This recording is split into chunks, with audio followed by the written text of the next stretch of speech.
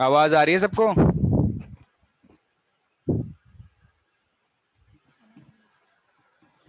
Yes sir. Start कर रहे हैं 5 मिनट में। रिवाइज करो तब तक जल्दी फास्ट।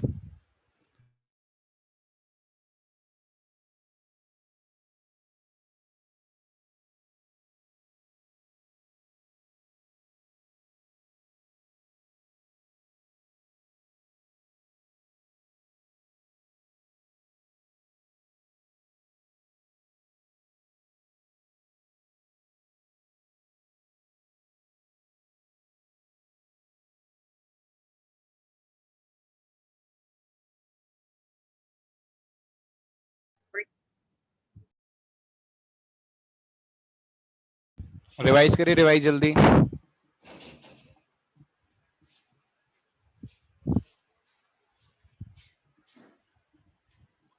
Thank you.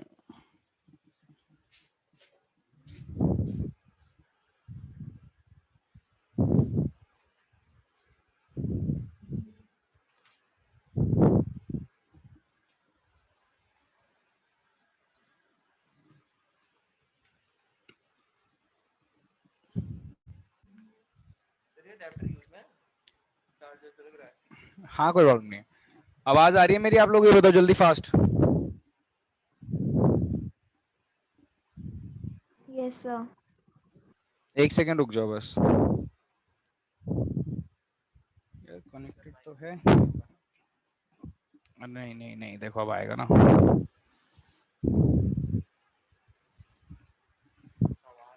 अब बोलना कुछ।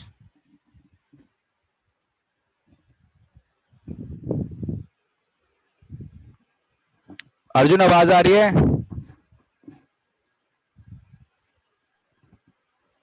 Yes sir. ठीक है।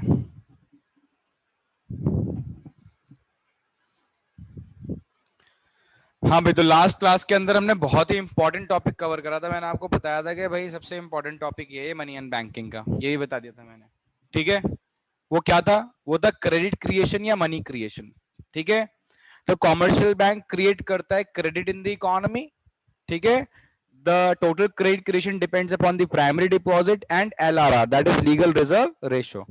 सारा प्रोसेस कंप्लीट करा दिया था मैंने। ठीक है, सब चीज हो गई थी इसके अंदर कंप्लीट, इस लिमिट बता दी थी। ठीक है, इसका मैंने टेबल भी आपको बनवा दिया था, फिर एक क्वेश्चन भी पूछ लिया था आपसे। इतनी बात समझ में आ गई? कॉमर्शियल बैंक वैसे तो यहीं खत्म हो जाता है, बट मैं थोड़ा सा डिस्कशन और करूंगा। ठीक है, अब वो डिस्कशन क्या है ढंग से देखते रहना बेटा। ये कुछ फंक्शंस हैं, ये सिलेबस में तो नहीं है। ठीक है, बट इनकी नॉलेज होना बहुत इंपॉर्टेंट है। ठीक है, इसलिए मैं बस डिस्कशन करूंगा इस पे 5-10 मिनट का। लिखेंगे नहीं कुछ भी इसके बारे में, पता होना चाहिए। पहले मुझे बताओ, कॉमर्शियल बैंक की जब मैंने बात करी तो commercial bank is a bank which accept deposit from public and advances loans for profit and investment motive. Very good, ठीक है ना। उसके बाद जब फंक्शंस पढ़े थे तो पहला फंक्शन देखो कौन सा है, बताओ भाई? Accepting deposit function. Commercial bank का काम ही मेन यही है कि डिपॉजिट को एक्सेप्ट करना और लोन देना, है ना। तो देखो ये दो फंक्शन देखो सबसे पहले ही है, एक्सेप्टिंग डिपॉजिट और एडवांसिंग लोन्स। तो एक्सेप्टिंग डिपॉजिट्स की अगर मैं बात करूं तो बेटा कॉमर्शियल बैंक जो है कितने टाइप के डिपॉजिट एक्सेप्ट करता है? मेनली 3 टाइप के, मेनली। ठीक है, ढंग से सुनना। एक तो हो गया आपका सेविंग डिपॉजिट, है ना, जिसको सेविंग अकाउंट बोल सकते हो आप, है ना। एक हो गया आपका करंट अकाउंट, है ना। और एक आपका हो गया फिक्स डिपॉजिट, है ना, या फिक्स डिपॉजिट अकाउंट ऐसे बोल सकता हूं मैं। समझ में आ गई बात? ठीक है, तो अब ये सेविंग अकाउंट क्या है, बस कुछ कुछ बातें सुन लो जल्दी से। ये नॉर्मल हम जो इंडिविजुअल्स हैं हम लोग खुलवाते हैं ये, है ना, इंडिविजुअल्स हम सब लोग। तो सेविंग अकाउंट का फायदा क्या है बेटे? सेविंग अकाउंट का फायदा ये है कि यहाँ पे आपको एक नॉमिनल रेट ऑफ इंटरेस्ट मिलता है। नॉमिनल, नॉमिनल का मतलब ना ज्यादा ना बहुत कम, एक ठीक ठाक सा रेट ऑफ इंटरेस्ट मिल जाता है। दूसरा, यहां से जो चेकेबल फैसिलिटी है, चेकेबल फैसिलिटी मतलब मनी जो पैसा विड्रॉ कर सकते हो आप, अनलिमिटेड नंबर ऑफ टाइम्स नहीं कर सकते। ठीक है, यहाँ पे जो विड्रॉल है वो क्या है? लिमिटेड है। समझ में आ गई बात? ध्यान रखना, nominal rate of interest, limited withdrawal facility. But current account, ये करंट अकाउंट किसका खुलता है? ये बेटा बिजनेसेस का खुलता है। किसका खुलता है? बिजनेस। और मेनली इसी को हम डिमांड डिपॉजिट बोलते हैं। मेनली डिमांड डिपॉजिट इसी को बोला जाता है, ध्यान रखना, करंट अकाउंट को। समझ में आ गई बात? डीडी जो हम बोलते हैं डिमांड डिपॉजिट, वो ये करंट अकाउंट ही है। अब ये करंट अकाउंट किसका खुलता है? ये बिजनेसेस का ओपन होता है। किसका? बिजनेसेस का। इसके अंदर फायदा क्या है बेटा? सबसे फायदा छोड़ो, सबसे पहले नुकसान सुन लो। यहाँ पे आपको कोई इंटरेस्ट नहीं मिलता, no rate of interest, zero interest, ठीक है। बट इसका फायदा क्या है? अनलिमिटेड चेकेबल फैसिलिटी, आप पैसा कितनी बार भी विड्रॉ कर सकते हो, अनलिमिटेड, ठीक है, unlimited number of times.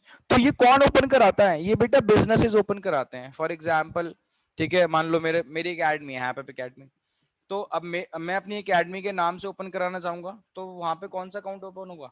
Current account. अब वैसे इंडिविजुअल्स के नाम पे भी करंट अकाउंट ओपन होने लगा है, ठीक है, ये भी सुन लो आप, बट होता है ये मेनली बिजनेस पर्पसेस के लिए है, ठीक है। यहां से पैसा आप ऑन डिमांड कभी भी विड्रॉ कर सकते हो, ठीक है। उसके बाद किसकी बात करते हैं? फिक्स डिपॉजिट की या फिक्स्ड अकाउंट की। मैंने आपको बता रखा है फिक्स डिपॉजिट को एक्चुअली में टाइम डिपॉजिट बोला जाता है। क्या बोला जाता है? देखो इन सब की बात करना इज वेरी इंपॉर्टेंट, ध्यान रखना। टाइम डिपॉजिट की अगर मैं बात करूं तो बेटा ये वो डिपॉजिट है जहां से हम पैसा विड्रॉ नहीं कर सकते before the stated maturity period. अब अगर 5 साल का, 5 इयर्स का क्या है मुझे बताओ? 5 इयर्स का मेच्योरिटी पीरियड है, तो 5 साल से पहले पैसा विड्रॉ नहीं कर सकते। तो इसका फायदा क्या है? इसका फायदा है बेटा मैक्सिमम रेट ऑफ इंटरेस्ट। ये क्या देता है हमें? मैक्सिमम रेट ऑफ इंटरेस्ट देता है। कौन? टाइम डिपॉजिट या फिक्स डिपॉजिट। ये हो गया हमारा एक्सेप्टिंग डिपॉजिट फंक्शन। इतनी बात समझ में आ गई?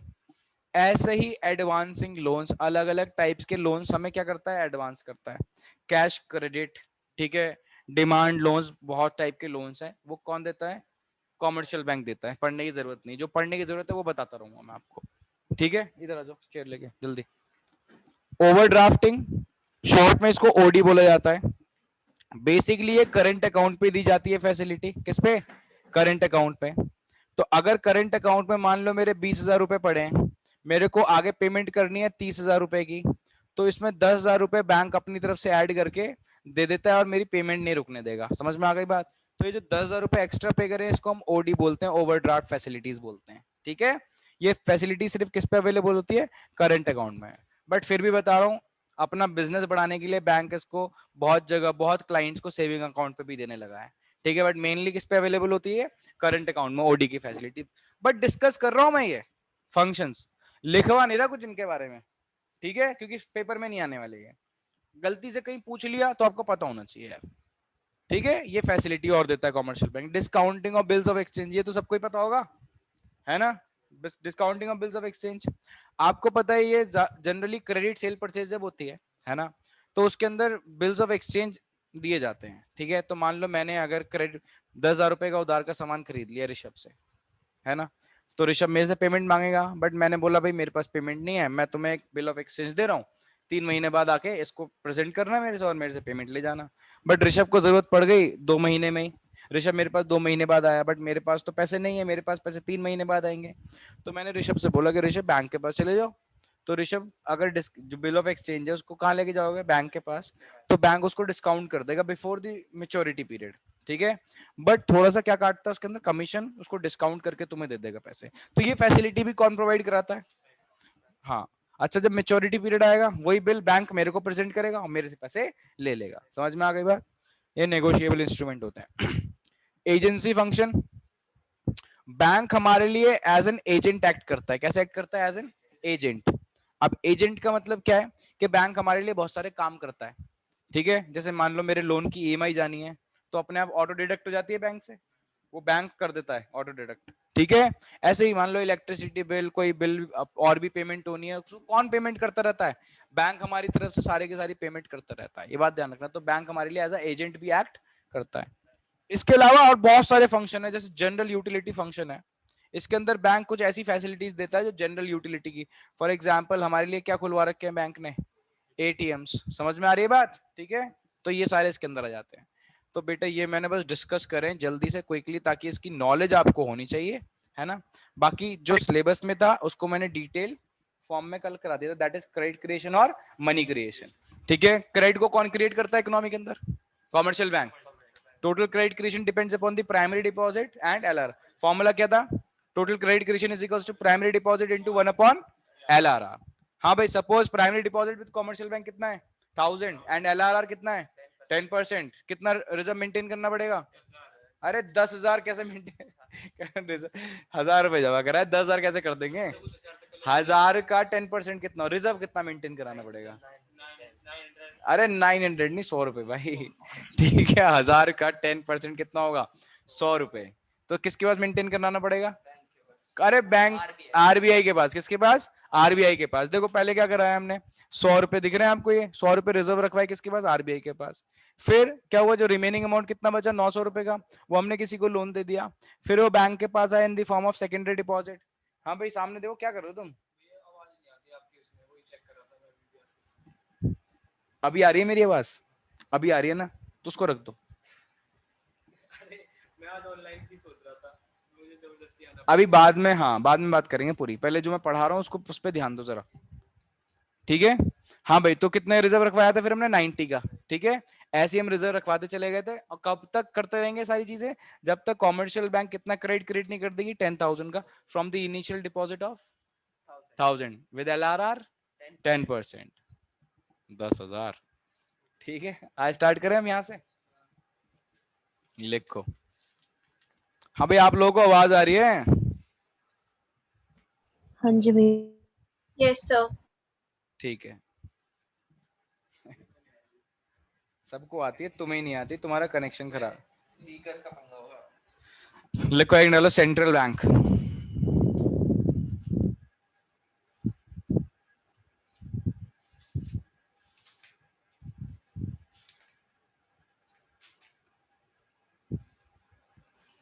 सेंट्रल बैंक लिखो, it is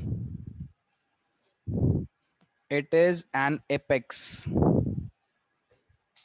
it is an apex monetary institution, it is an apex monetary institution which controls, comma, guides and regulates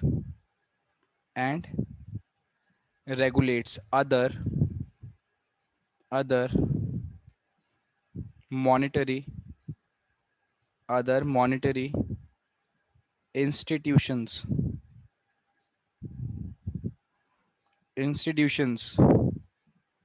in the economy।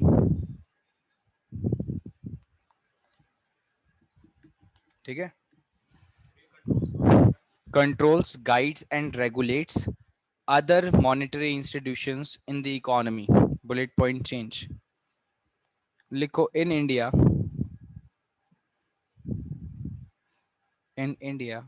comma, reserve bank of India, bracket में लिखो RBI, is the central bank,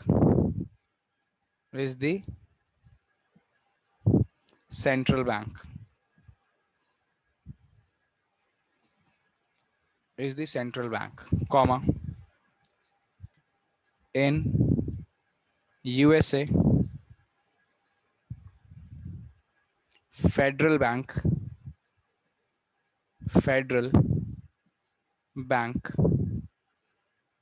is central bank, comma, in China। हाँ भाई, China में बताओ। People's Bank of China is central bank।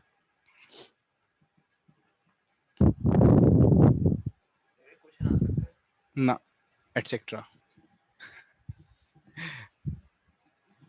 Tension मत लो, जो पढ़ाऊंगा वही आएगा। हाँ भाई, आज हम क्या स्टार्ट करने जा रहे हैं सर, ये बता दीजिए।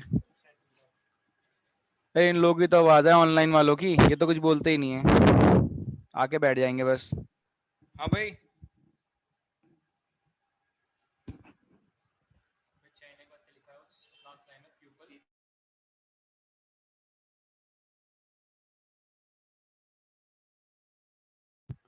हाँ भाई जरा ढंग से सुनो बात को।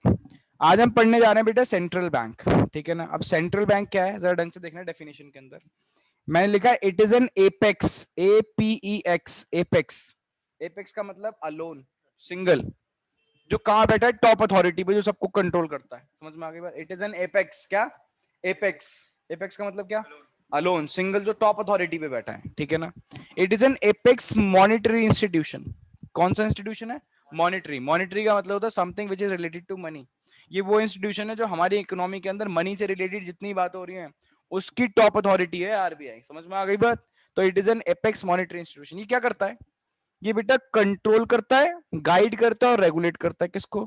Other monetary institution. कंट्री के अंदर बाकी बचे हुए जितने मॉनिटरी इंस्टीट्यूशन है उनका हेड है कौन, बताओ भाई? आरबीआई। समझ रहे हो बात को? अब आप सोच रहे हो सर ये अदर मॉनिटरी इंस्टीट्यूशन क्या है? For example commercial bank. समझ में आ रही बात? तो जितने भी कॉमर्शियल बैंक्स हैं, ठीक है, उनको कंट्रोल गाइड और रेगुलेट कौन करता है? आरबीआई। तो ये कॉमर्शियल बैंक्स क्या है? ये बच्चे हैं, ठीक है। और ये कौन है? आरबीआई। सेंट्रल बैंक कौन है बताओ भाई? ये है फादर, पापा, द बाप ऑफ ऑल बैंक, ठीक है। Is what? Is RBI. समझ में आ गई बात? आरबीआई इज द बाप ऑफ ऑल बैंक। अच्छा दादा कौन है? कोई बताएगा दादा कौन है इनके? अरे HDFC, world bank.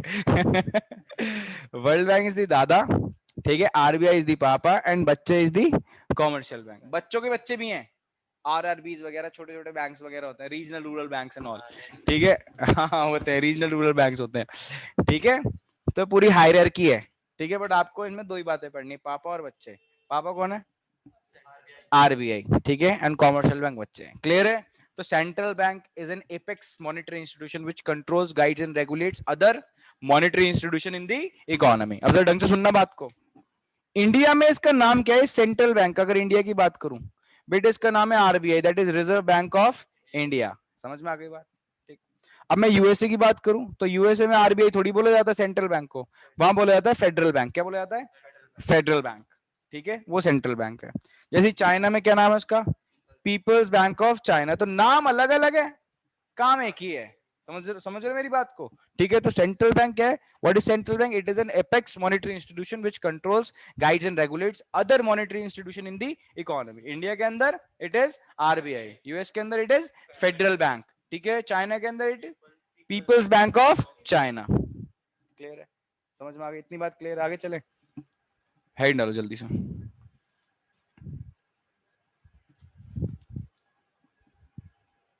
Functions of central bank.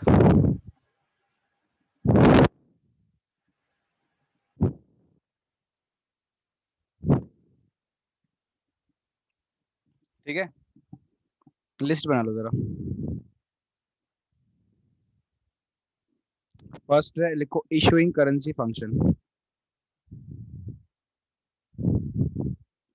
Issuing currency function, issuing currency function. पहले लिस्ट बना रहे हैं पूरी, ठीक है। सेकंड लिखो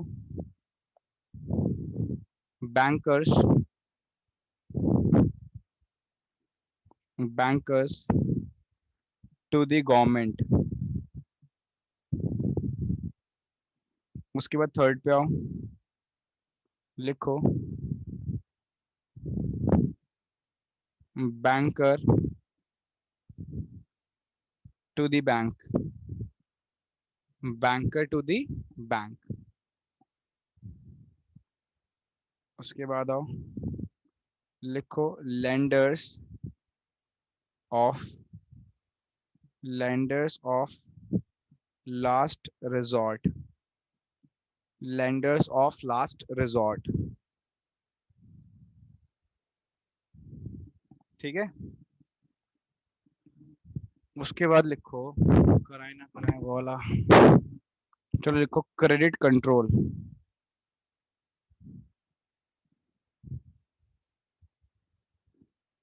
क्रेडिट कंट्रोल। उसके बाद लिखो clearing house function, clearing house function. उसके बाद लिखो custodian of foreign exchange, custodian of foreign exchange, custodian of foreign exchange. ये सारे फंक्शन आपको पढ़ने हैं, ठीक है भाई। सारे इंपॉर्टेंट मैंने ऊपर लिखवा दी, नीचे दो ये पढ़ने हैं, इतने इंपॉर्टेंट नहीं है, बट ये 5 तो बहुत इंपॉर्टेंट हैं जो आपको पढ़ने हैं। ठीक है, बात समझ में आ गई, क्लियर है? स्टार्ट करें? हाँ भाई ऋषभ, लिख लिए सब? सबसे पहले पढ़ने जा रहे हैं हैंडल ऑफ फर्स्ट फंक्शन। बताओ भाई फर्स्ट फंक्शन का नाम? Issuing currency function.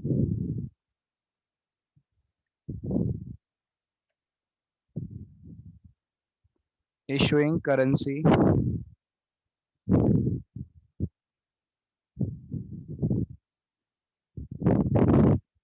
फंक्शन। जरा एक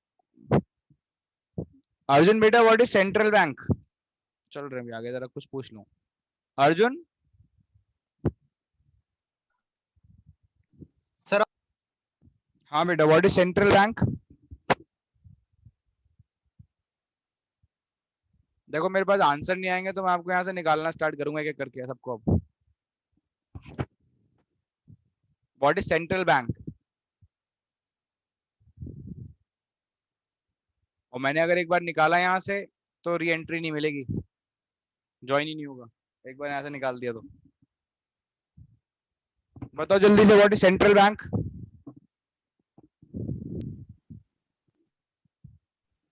हाँ बोलो बोलो।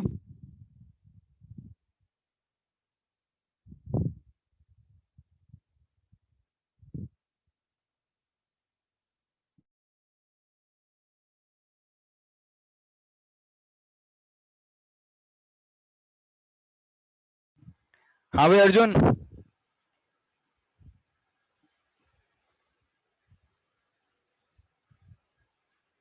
जल्दी बताओ।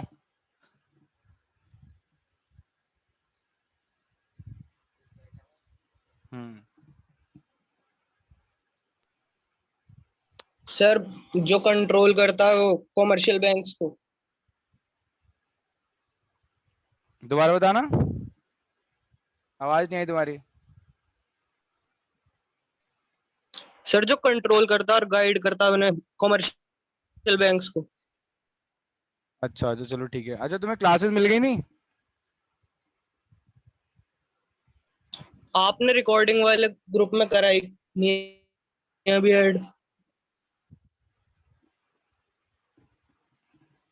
चलो ठीक है, बाद में बात करते हैं।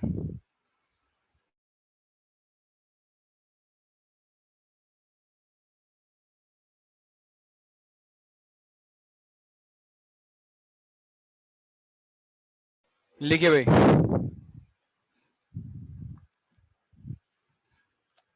Central bank, central bank issues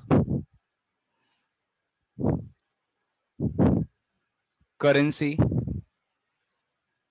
currency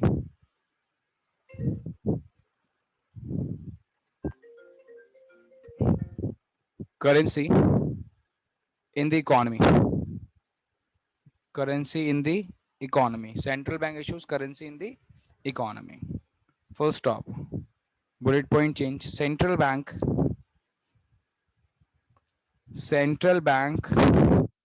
has the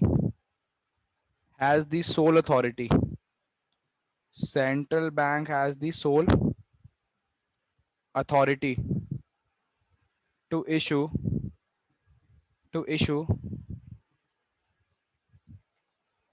currency in the economy, to issue currency in the economy. Bullet point change करो, लिखो।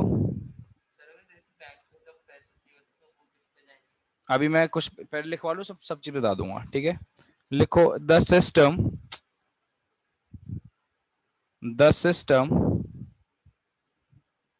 of issuing currency, the system of issuing currency is based on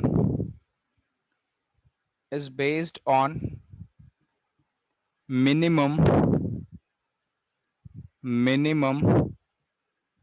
reserve system. minimum reserve system. Bullet point change. लिखो. According to this system, a minimum reserve of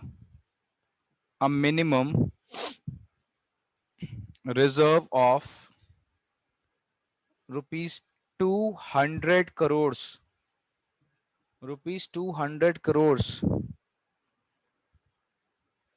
is required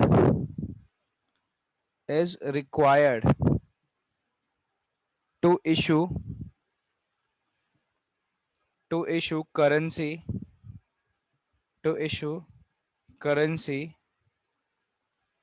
in the economy,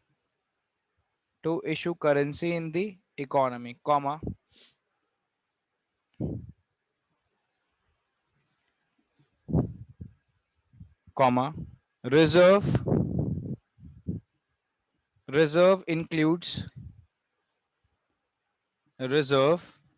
includes gold,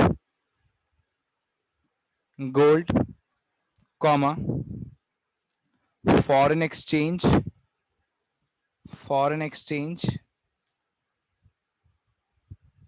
and government securities and bonds, government securities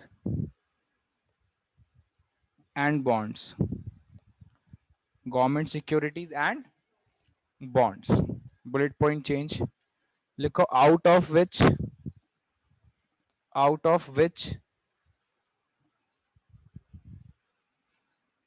rupees 115 crores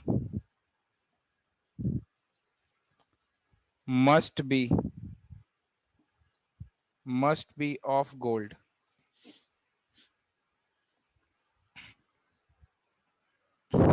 Out of which 115 crores must be of gold. ठीक है, bullet point change करो. लिखो 1 rupee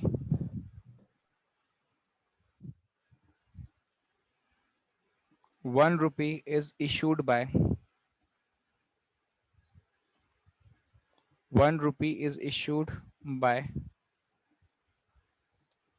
Ministry of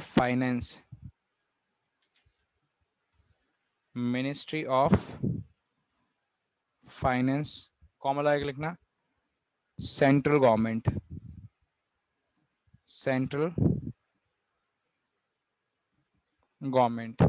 and rest of the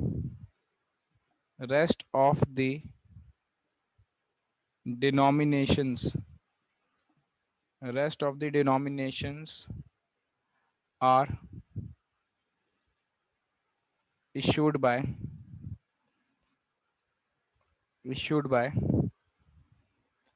RBI. लिख लिया? ठीक है भाई, सबने लिख लिया?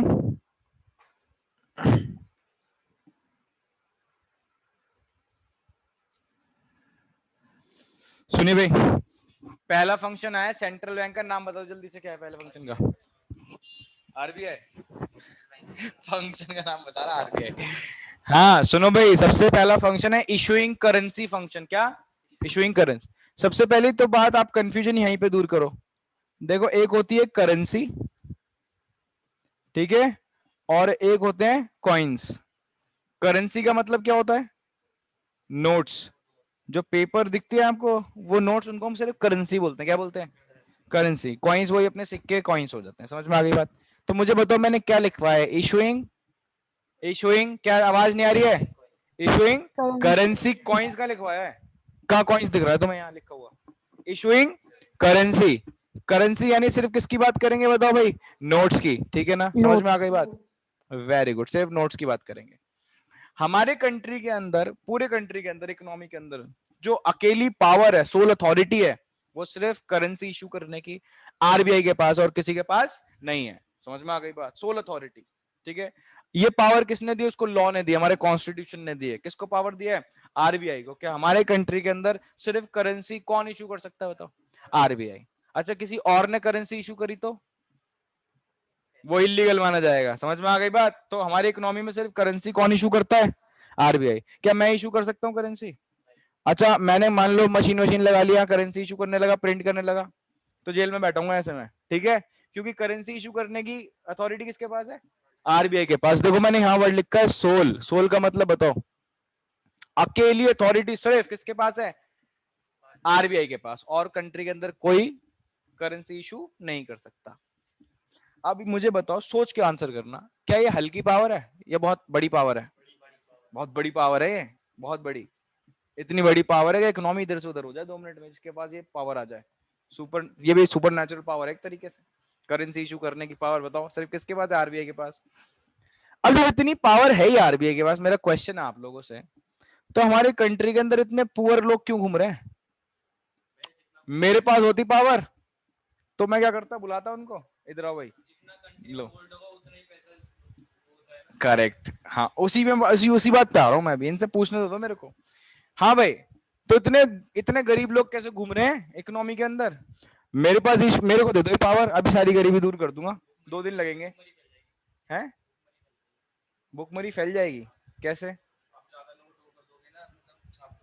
करेंसी क्यों फैल जाएगी भुखमरी? जो चीजें है ना अभी तो उसकी वैल्यू गिर जाएगी, करेंसी की नहीं वैल्यू तो गिर जाएगी, जो चीजें है ना वो फिर बहुत महंगी महंगी बिकेंगी, इन्फ्लेशन बढ़ जाएगी। चलो, एक पॉइंट है ये। हाँ भाई, दूसरा बताओ, गरीबी इतनी क्यों है? आरबीआई क्यों नहीं बांटता? इतनी मत बांटो ना, कंट्रोल करके बांटो। मैं क्या कह रहा हूँ, 1-1 लाख रुपए देने को थोड़ी बोल रहा हूँ, 5-5 हजार रुपए दे दो, तो नहीं होगा? कुछ तो पैसे चले गए। वो भी क्यों नहीं करते हम? अरे बताओ। लिमिटेशन। हाँ कुछ, हाँ बेटा बोलो, क्या बोल रहे हो? सर लिमिटेशन होती है नोट हाँ छापने की। हाँ, कौन सी लिमिटेशन है वो?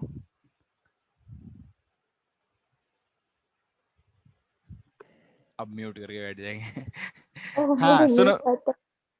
हाँ मैं बता रहा हूँ बेटा, जरा ढंग से सुनना। वो कंट्री जो यूएन की मेंबर्स हैं, सब एक सिस्टम फॉलो करती हैं। उस सिस्टम का नाम है, ढंग से देखना सामने, मिनिमम मिनिमम रिजर्व सिस्टम। क्या नाम है जल्दी बताओ? मिनिमम रिजर्व सिस्टम, शॉर्ट में इसको बहुत जगह एमआरएस बोला जाता है। समझ में आ गई बात? क्या एमआरएस? Minimum reserve system. अभी सिस्टम क्या कहता है? सिस्टम कहता है, सिस्टम रेशो यही है जो मैं बताऊंगा, कि अगर आपको इकोनॉमी के अंदर क्या करना है, 200 करोड़ वर्थ की करेंसी इशू करनी है। क्या इशू करनी है? करेंसी। करेंसी मतलब नोट, ठीक है? तो बेटा इतना ही अमाउंट का रिजर्व रखना पड़ेगा आपको। अब रिजर्व के अंदर क्या क्या चीजें आएंगी? रिजर्व के अंदर सबसे इंपॉर्टेंट चीज है गोल्ड, और क्या सकता है? फॉरेन एक्सचेंज, और क्या सकता है? गवर्नमेंट सिक्योरिटीज एंड बॉन्ड्स, ठीक है ना? यानी जरा ढंग से सुनना, 200 करोड़ की इन तीनों को अगर मिलाएं तो तीनों की वैल्यू कितनी निकलनी चाहिए? 200 करोड़। ये आपको रखवाने पड़ेंगे वर्ल्ड बैंक के पास और आईएमएफ के पास, इंटरनेशनल मॉनेटरी फंड के पास, ठीक है? तब आप उसके अगेंस्ट क्या इशू कर सकते हो मुझे बताओ? करेंसी इशू कर सकते हो। समझ रहे हो क्या इशू कर सकते हैं? करेंसी। अब ढंग से सुनना।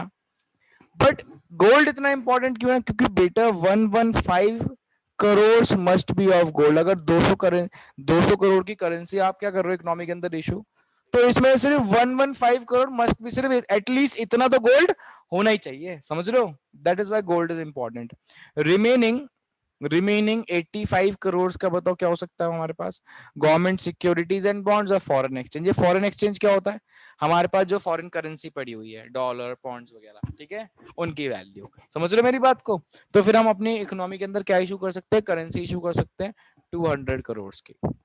तो यानी जितना ज्यादा गोल्ड उतनी ज्यादा पावर है करेंसी इशू करने की।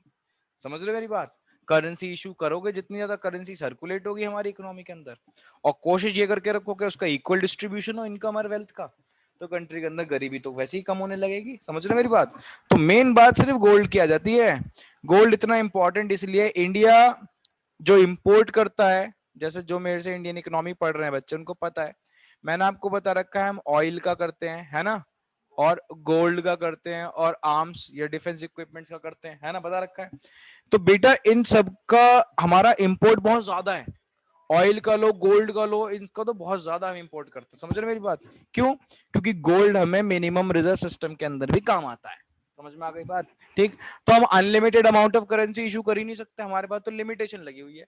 क्या लिमिटेशन है? क्योंकि हम फॉलो करते हैं किस चीज को? हम फॉलो करते हैं मिनिमम रिजर्व सिस्टम को। वो जो क्या कहता है कि अगर आपको 200 वर्थ करोड़ की क्या करनी है, करेंसी इशू करनी है, तो उसके अगेंस्ट आपको रिजर्व रखना पड़ेगा, reserve of gold, foreign exchange, government securities and bonds, out of which 115 crore must be of gold. समझ में आ गया? And this is the minimum reserve system. एक बात, अब जरा एक और बात सुनो। पहले आप मुझे डिनोमिनेशंस बताओ, हमारे पास डिनोमिनेशंस कौन कौन से अवेलेबल हैं, ऑनलाइन ऑफलाइन दोनों, जल्दी बताओ। 1 रुपी है क्या? नोट, करेंसी की बात कर रहा हूँ, करेंसी की, नोट की। 1 रुपए का नोट नहीं आता? किसने बोला नहीं आता? ए यार, हाँ, 5 का तो आता है 5 का छोड़ो, 2 रुपए का भी नोट है, पर सर बहुत पुराना 3 रुपए का है, नहीं है नहीं 5 रुपए का है, हाँ है 10 रुपए का है, हाँ है 15 रुपए का है, नहीं 20 रुपए का है, हाँ 30 रुपए का है, नहीं है, 50 रुपए का है, अच्छा 100 रुपए का है, 200 रुपए का है, हैं? हाँ हाँ बड़ा धीरे बोला। अच्छा 500 रुपए का है, ठीक है, 1000 रुपए का है, तो 2000 रुपए का है। पहले एक टाइम इंडिया में 10,000 रुपए का भी नोट हुआ करता था। ठीक है, ये आपके सामने डिनोमिनेशन अवेलेबल है हमारी कंट्री के अंदर, अभी ये डिनोमिनेशन चल रही है, करेंसी की बात कर रहा हूँ, कॉइन्स की बात नहीं कर रहा। ठीक है, ये आपको दिख रहा है 1 rupee, 1 rupee it is issued by the government of India, ministry of finance. इसको आरबीआई इशू नहीं करता। बाकी rest of the denominations are issued by the RBI. जरा ढंग से सुन लो, दोबारा से क्वेश्चन आता है ये बार बार एक एक नंबर में। ठीक है, 1 रुपी को हमारे इकोनॉमी के अंदर कौन इशू करता है? Government of India, ministry of finance, government सरकार इशू करती है। बाकी ये जितनी भी रेस्ट ऑफ द डिनोमिनेशन दिख रही हैं, इनको कौन, करेंसी की बात कर रहा हूँ, कौन इशू करता है? आरबीआई। एक बात, अब दूसरी बात और सुन लो, हमारी कंट्री के अंदर कॉइन्स कौन इशू करता है? जल्दी बताओ। आरबीआई तो नहीं करती आरबीआई नहीं करती, क्योंकि आरबीआई के पास सिर्फ ऊपर क्या लिखवा है, करेंसी इशू करने की पावर है, कॉइन्स नहीं। बेटा सेंट्रल बैंक तो यही है, कौन इशू करता है? Government of India. तो गवर्नमेंट ऑफ इंडिया का 2 पावर आ गए, एक कॉइन्स इशू करने की और एक 1 रुपी की। 1 रुपी नोट और करेंसी सब चीज वो इशू करता है। समझ गए बात को? क्लियर है? पढ़ लेना है, इसको याद कर लेना, बहुत ही इंपॉर्टेंट फंक्शन है। तो central bank issues currency in the economy, central bank has the sole authority to issue currency in the economy. The system of issuing currency is based on the minimum reserve system. According to this, a minimum reserve of 200 crores is required to issue currency in the economy. ठीक है, reserve में क्या क्या आता है? Gold, foreign exchange and government securities and bonds, out of which 115 crore must be of gold. अच्छा 1 rupee कौन issue करता है? Ministry of finance, central government and the rest of the denominations are issued by the RBI. इतनी बात समझ में आ गई? सारे फंक्शंस पढ़ने हैं सारे, हेडिंग डाल के छोड़ दो नेक्स्ट वाले की, जल्दी लिखो।